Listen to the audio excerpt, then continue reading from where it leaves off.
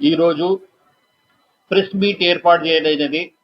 మౌలానా సయ్యద్ షా ఎహ్సానుద్దీన్ రషాదీ ఖాస్మీ అధ్యక్షులు జమీయతుల్ తెలంగాణ స్టేట్ వారు అన్ని జిల్లాల పర్యవేక్షణ చేసిన తర్వాత, అన్ని జిల్లాల సెక్రటరీ ప్రెసిడెంట్ వారందరితోటి వారు సంప్రదించిన తర్వాత ప్రెస్ మీట్ చేయాలనేది ఒక నిర్ణయం చేసుకున్నారు. ఆ ప్రెస్ మీట్ లో మనము ఒక పత్రికా ప్రకటన ద్వారానే బహిరంగంగానే చెప్పాలని చెప్పేసి డిసైడ్ చేసి, మైనార్టీల రాజ్యాంగ ప్రజాస్వామ్య హక్కుల పరిరక్షణ కోసం డిమాండ్ ఇది. అంటే 2023 సంవత్సరం తెలంగాణ శాసనసభ ఎన్నికల సమయంలో పార్టీ తన ఎన్నికల ప్రణాళిక మరియు మైనార్టీ ప్రకటనలో మైనార్టీలకు, ముఖ్యంగా ముస్లిం సమాజానికి అనేక ముఖ్యమైన హామీలు ఇచ్చింది. ఈ హామీల ఆధారంగా మైనార్టీ ప్రజలు కాంగ్రెస్ పై తమ విశ్వాసాన్ని వ్యక్తం చేస్తున్నారు మరియు రాష్ట్రంలో న్యాయం, సమానత్వం, రాజ్యాంగ హక్కులను గౌరవించే ప్రభుత్వం ఏర్పడుతుందని ఆశించారు. తర్వాత ప్రభుత్వం ఏర్పడిన తర్వాత కొన్ని రంగాలలో పురోగతి సాధించినప్పటికీ మైనార్టీలకు సంబంధించిన అనేక ప్రాథమిక హామీలు ఇంకా నెరవేరలేదు. ఈ పరిస్థితి కారణంగా ముస్లిం సమాజంలో ఆందోళన, ఆవేదన పెరుగుతున్నాయి. ప్రతి జిల్లాల నుంచి వచ్చి మౌలానా ఎహ్సానుద్దీన్ గారి అధ్యక్షుల గారికి అడుగుతున్నారు, మనం కాంగ్రెస్ పార్టీ మనం ఎలక్షన్ల కంటే ముందు హామీలు ఇచ్చిన తర్వాత ఈ హామీలు నెరవేర్చుకోవడానికి కారణాలు ఏంటని అడగడమే కాదు, నిలదీయడం కూడా జరుగుతుంది. ఎన్నికల ప్రణాళికలో చేసిన అన్ని హామీలను తెలంగాణ ప్రభుత్వం ప్రాధాన్యత ప్రాతిపదనలు అమలు చేయాలని మేము డిమాండ్ చేస్తున్నాము. ముఖ్యంగా మైనార్టీల ఉప ప్రణాళిక తక్షణమే అమలు చేయడం ద్వారా మైనార్టీల కోసం ప్రకటించిన 4,000 కోట్ల బడ్జెట్ పారదర్శకంగా, సామర్థ్యంగా ఖర్చు చేయాలని ఇమాంలు, అంటే ఈ 4,000 కోట్లు అమౌంట్ రిలీజ్ చేస్తున్నారు, కానీ అది ఎక్కడ ఖర్చు అవుతున్నది, ఏమవుతున్నది, ఎక్కడ చేస్తున్నది అనేది కాకుండా ఏ నిర్ధారణ కోసం చేసారో దానికి కేటాయించడం జరిగితే బాగుంటది అనేది. అందులో ఇమాంలు, మౌజన్లు మరియు మతపరమైన సేవలు అందించే వారి గౌరవ వేతనాన్ని పెంచి దానిని సకాలంలో చెల్లించేలా చేయాలి. ఇంకోటి, రాష్ట్ర వ్యాప్తంగా వక్ఫ్ ఆస్తులపై జరిగే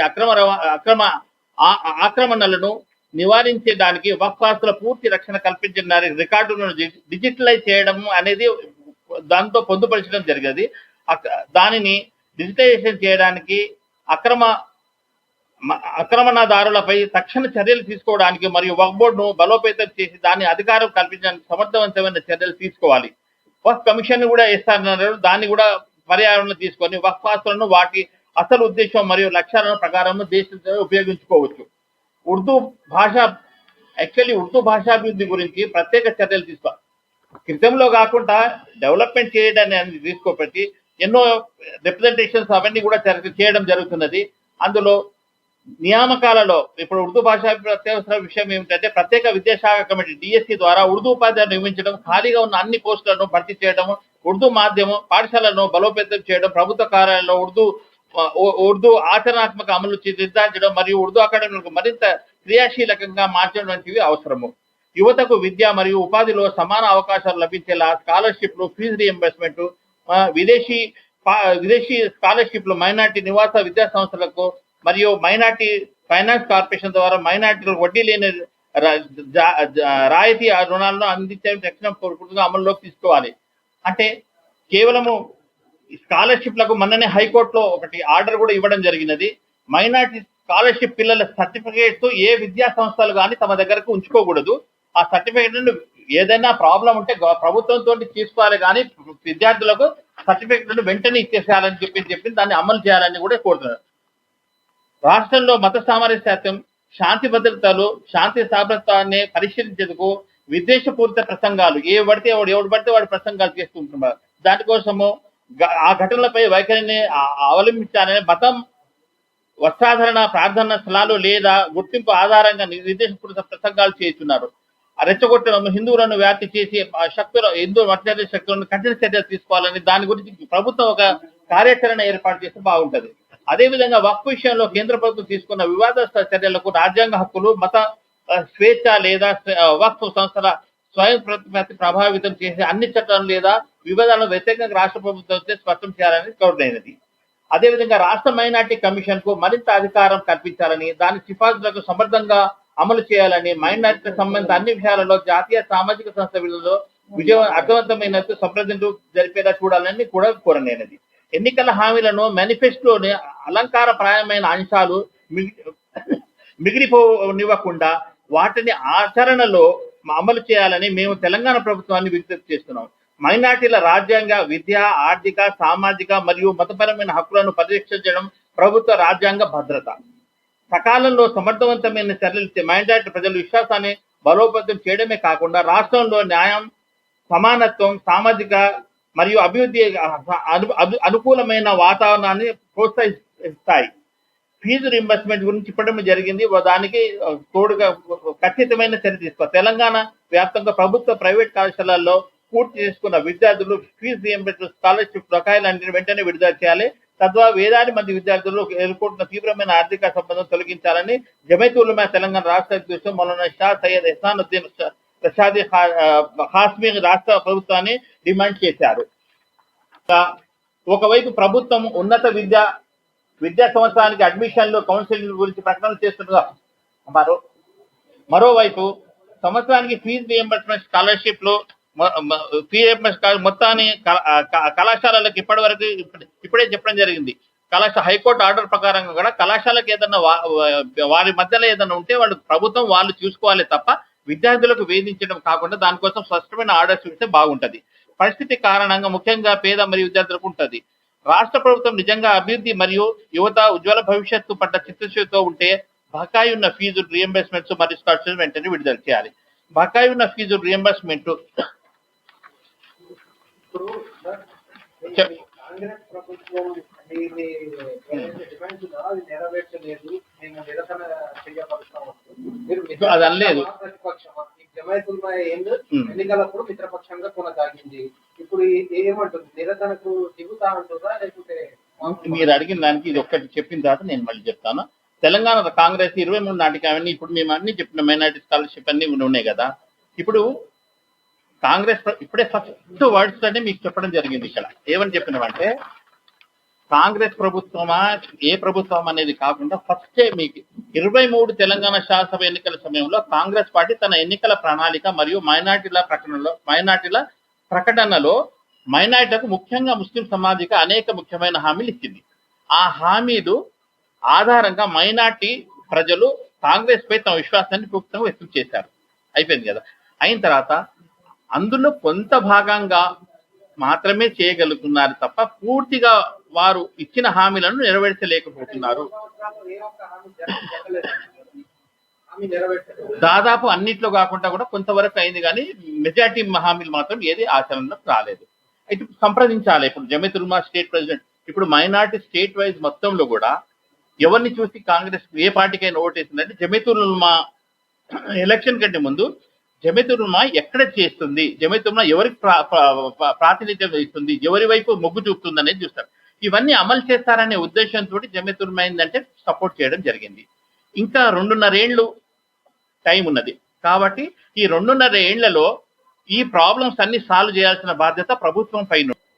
జమైత్ ఉలమా అధ్యక్షులు వారితో చర్చించి జమైత్ ఉలమా ఈ ప్రాబ్లమ్స్ సాల్వ్ చేస్తేనేమో బాగుంటది. లేని పక్షానో ఇప్పుడే మౌలానా గారు చెప్పారు, మేము దీన్ని మళ్ళీ రేపు చెప్పలేదు కదా అనకుండా పూర్తి బాధ్యత ప్రభుత్వం పైన ఉంటది. దీన్ని కింది స్థాయి నుంచి మళ్ళీ దాన్ని బలోపేతం చేయడానికి మరొకసారి ఉద్యమం చేయాల్సి వస్తుంది. ఇప్పటికీ ఎన్నిసార్లు జమైత్ ఉలమా తోటి చర్చలు జరిపారు? అసలు మీకు అవకాశం దొరికిందా? లేకపోతే అపాయింట్మెంట్ ఇచ్చారా? అపాయింట్మెంట్ ఇవ్వకుండా మిమ్మల్ని తిరస్కరించారా? లేదు, అపాయింట్మెంట్ ఇచ్చారు. స్టేట్ మౌలానా ఎహ్సానుద్దీన్ గారు ఇట్లా కలవాలనగానే మొత్తం జిల్లా ప్రెసిడెంట్ సెక్రటరీలు 2 సార్లు కలవడం జరిగింది. సీఎం ఇచ్చారు. వారి ముందు ప్రస్తావన కూడా తీసుకొచ్చారు మౌలానా గారు. చేస్తే తప్పకుండా మేము చేస్తామని అన్నారు. ఇప్పుడు మళ్ళీ కూడా మొన్న రీసెంట్ కూడా మేము ఏం చేస్తామంటే ఈ విషయాన్ని ఎవరు ఇప్పుడు మాకు అందుబాటులో ఎవరైతే ఉంటారో వారి ద్వారా మేము చెప్పి పంపించాము. త్వరలోనే మేము పిలిపించి సీఎం గారితో మాట్లాడతామని కూడా చెప్పినారు. ఇప్పుడు ఎలక్షన్ కంటే ముందు ఏంటంటే జమైత్ ఉలమా తోటి సంప్రదించడం, మంత్రులు కానివ్వండి, చీఫ్ మినిస్టర్ కానివ్వండి, మంత్రులు కానివ్వండి, ఎవరైనా కానివ్వండి, అధికార ఇప్పుడు రాష్ట్ర ఇంతకుముందు ఏఐసిసి కేసీ వేణుగోపాల్ గారు మాట్లాడిన తర్వాత ఇంతకుముందు ప్రభుత్వం ఏం చేస్తారంటే మీకు ఇవి చేస్తా అంటే వేణుగోపాల్ గారు నేను నా బాధ్యత తీసుకుంటామని అన్నారు. ఇప్పుడు ఒకసారి స్టేట్ ప్రెసిడెంట్ గారు ఏం చేస్తారంటే వీరి సంబంధిత చీఫ్ మినిస్టర్ గారిని అనుకోండి, పిసిసి ప్రెసిడెంట్ గారిని వీరందరి దృష్టికి తీసుకొచ్చిన తర్వాత ఇక్కడ మా ప్రాబ్లం సాల్వ్ కాని పక్షంలో ఏఐసీసీకి వెళ్తాము. ఏఐసీసీకి వెళ్ళేసి మా ప్రస్తావన వారి ముందు ప్రస్తావన పెడతాము, లేకుంటే మా కార్యాచరణ ఏం కావాలనేది అది చేస్తామని ఇంతకుముందు చెప్పారు. కాంగ్రెస్ పార్టీ పాలనలో మైనార్టీలకు ఎన్నికల నామినేట్ పదవులు ఇచ్చారు, ఇవ్వడంలో జాప్యం చేశారా లేకుంటే ఇచ్చారా? ఇంకేమన్నా కోరుకుంటారా? మంత్రిత్వ శాఖలో మైనార్టీలకు ఇంకా స్థానం కల్పించమని మైనార్టీ तनासुब के लिहाज से नहीं देना మైనార్టీలకు జనాభా ప్రాతిపదికన ప్రకారంగా ఇవ్వలేదు. కొన్ని ఇచ్చారు నామినేటెడ్ పోస్టులు, కానీ ఇంతకు ముందు కూడా ఎలక్షన్ లో కూడా రాజ్యసభ మెంబర్ కూడా ఇంతకు ముందు లాస్ట్ టైం హాఫీజ్ పీర్ షబీర్ సాబ్ ఎమ్మెల్సీ గారు ఉండే, ఇంతకు ముందు కార్పొరేషన్స్ ఉండే. అవన్నీ ఏంటంటే జనాభా राजीव गांधी को कौन याद दिलाओ जिसकी जितनी हिस्सेदारी उसकी उतनी भागीदारी बस बोले तो फिर कहाँ फिर हमारा ఎలక్షన్ కంటే ముందు ఏం చేశారు, 13% हो गए, हम 18% हैं तेलंगाना के अंदर. ఇప్పుడు ఏం చేశారంటే ఎలక్షన్ కంటే ముందు మీరు ఎంత ముందుకు వచ్చి చేస్తారో మేము అంతే ముందుకు వచ్చేసి మీ తోటి చేస్తామని అన్నాడు. ఆ పరస్పర సంబంధాలతో చేస్తున్నారు. కానీ ఇక్కడ 13% ముస్లిం మైనారిటీస్ ఉన్నారు. దానికి ఆ ప్రాతిపదికన ఏ స్థానాల్లో అయినా ఇవ్వాల్సింది. ఇప్పుడు జరగబోయే రాజ్యసభ అనుకోండి, దాంట్లో మాకు కావాలని చెప్పుకోవడము, ప్రతి కార్పొరేషన్స్ లో కూడా మైనారిటీలకు కావాలని దీంట్లో డిమాండ్ చేస్తున్నాం. మీరు ఇవన్నీ ఒకవేళ మీ డిమాండ్ పూర్తి కాని పక్షాన ఏ విధమైన కార్యాచరణ తీసుకోబోతున్నారు?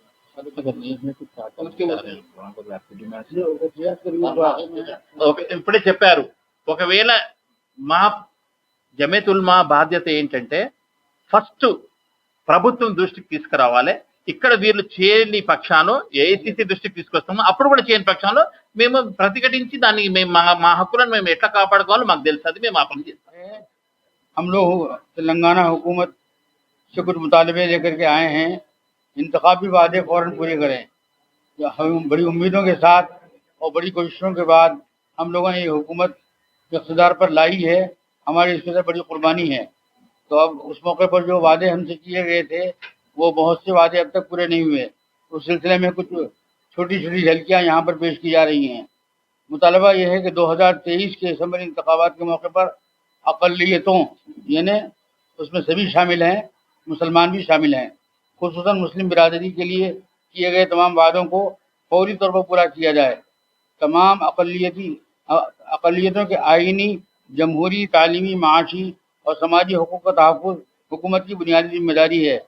लेकिन हुकूमत के क़याम के बाद से मुतअद्दिद अहम वादे अभी तक तस्ने तकमील हैं, इन्हें मुकम्मल नहीं हुए हैं, जिससे अक़लियतों में बेचैनी पाई जा रही है.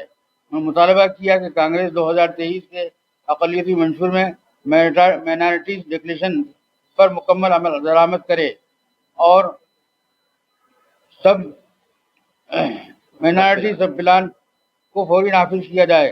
अक़लियती फलाह बहबूद के लिए ऐलान करदा 4000 करोड़ रुपए का बजट मुकम्मल तौर पर मुख्तसर करके शफाफ अंदाज में खर्च किया जाए. अइम्मा मोहद्दीन के एजाजिये में इजाफे का इंतखाबी वादा पूरा किया जाए. 12,000 रुपये देने का वादा किया गया था. पड़ोसी रियासत आंध्र प्रदेश के अंदर 15,000 का वहाँ दिया जा रहा है, एजा दिया, मगर यहाँ 5,000 दिया जा रहा है और वो भी वक्त पर नहीं दिया जा रहा. 4 महीनों के इंतजार के बाद में दिया जा रहा है. नाजायज़ वक्फ अमलाक को मुकम्मल तहफ़्फ़ुज़ फराहम करते हुए नाजायज़ कब्ज़ों का खात्मा, जामे सर्वे और डिजिटल रिकॉर्ड की तैयारी को यकीनी बनाया जाए और अक़लियत तलबा की ज़ेर इल्तिवा स्कॉलरशिप और फीस इन्वेस्टमेंट की तमाम बकाया रकम फौरी जारी की जाए. खुसूसी DSC के ज़रिए उर्दू असातिज़ा की भर्ती का वादा पूरा किया जाए. तमाम सरकारी कारपोरेशनों, बोर्ड्स और अथॉरिटीज़ और मशावरती कमेटियों में अक़लियतों को मुनासिब नुमाइंदगी दी जाए. हेड क्राइम और हेड स्पीच के खिलाफ सख्त और मौसर कानून बनाया जाए. तेलंगाना से राज्यसभा के लिए आइंदा निश्चित कर एक बासलाहियत मुस्लिम नुमाइंदे को नामजद किया जाए और अक़लियतों की तालीमी, माशी और समाजी तरक्की के लिए ऐलान करदा तमाम रिफाही स्कीमों को बिला ताख़ीर नाफिज किया जाए. हुकूमत अक़लियतों से किए गए तमाम वादों की तकमील के लिए वाज़ेह टाइम लाइन का भी ऐलान करे ताकि अवाम का एतमाद बहाल हो. उन्होंने खबरदार किया कि अक़लियतों के लिए इंतखाबी वादों को फौरी तौर पर पूरा नहीं किया गया तो जमीयत उलमा तेलंगाना रियासत भर में मुनज़्ज़म मरहलावार और पुरअमन एहतजाजी तहरीक शुरू करेगी, जिसकी मुकम्मल जिम्मेदारी हुकूमत पर आयद होगी। अभी कांग्रेस हुकूमत जो आए जब से जो डिमांड है वो भरपूर करने के लिए वादा कर रहे हैं, डिमांड कर रहे हैं। जो करे थे वादे वो पूरा करो करके बोल रहे हैं, अभी पूरे नहीं हुए। अभी जमीयत उलमा हिंद का किरदार इलेक्शन में बहुत ज्यादा रहा। आप आपके डिमांड मुकम्मल क्यों नहीं हुए, ये क्या तफसीलात है? अब ये हुकूमत बताए भी है, हुकूमत साहब से मिलते ही नहीं, आते हैं चले जाते हैं, कभी मिल बैठ के बोलते नहीं कि भाई क्या क्या क्या वादे हुए थे और कितने पर अमल हुआ कितना नहीं हुआ। नहीं नहीं, हम सीएम साहब से हाँ नोटिस में दे दी है, हम सीएम साहब के टाइम देते बोल के बोले। और सीएम साहब से अभी तक एक बार हुआ हमारी मुलाकात हुई, हमारे मुतालबात रखे हम, हमारी पूरी जमात गई, हर सुबह हर ज़िले से हमारे जितने बड़े बड़े मेंबर्स थे उन सबको लेकर के हम पहुंचे थे। एक बहुत बड़े शादी खाने में आराम घर के सामने उनसे मुलाकात हुई हमारी, और उन्होंने भी स्पीच दी। हम लोगों ने अपने मुतालबे उनके सामने रखे। ये हेड स्पीच और हेड बेंच के सिलसिले में भी उसी मौके पर बात हुई थी, बाद में उन्होंने रखे आगे। वो एक मुतालबा अभी मुकम्मल तो नहीं हुआ मगर आगे बढ़ाया गया।